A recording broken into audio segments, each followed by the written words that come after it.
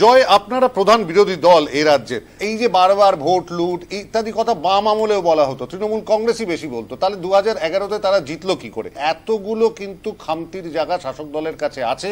শাসক দল হাজারটা জায়গায় সেম সাইড গোল করছে, কিন্তু আপনারা মানুষের কাছে সেগুলোকে নিয়ে যেতে পারছেন না।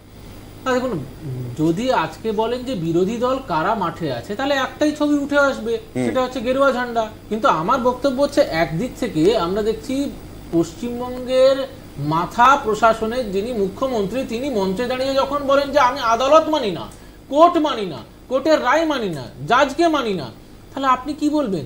যে নাকি ল মেকার, যে নাকি একটা সব থেকে বড় আধিকারিক, যে law and order situation maintain করার দায়িত্বে আছেন, পুলিশ মন্ত্রী, সে বলছে আমি আইন মানি না, কোর্ট মানি না, জাজ মানি না। এবারে এই যদি পরিস্থিতি হয়, তারপরে আপনি বলবেন শিল্পের কথা আসছিল, তাই বলছিলাম চপ শিল্প তো ভালোই হয়েছে।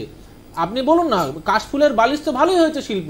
আর ওনাদের সাংসদ যিনি হয়েছেন, সেও এখন বলে বেড়াচ্ছেন চারিদিকে ধোঁয়া ধোঁয়া, অনেক শিল্প দেখছেন, সেটাও আমরা দেখছি।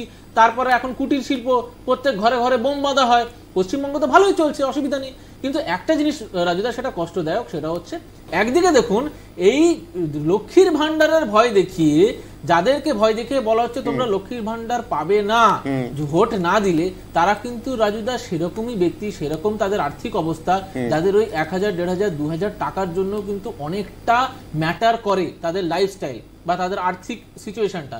আর তাদের সুযোগ নিচ্ছে এই সরকারটা বা এই দলটা। অন্যদিকে যে টাকাটা দেওয়া হচ্ছে, সেটা রাজুদা আমার আপনার করের টাকা।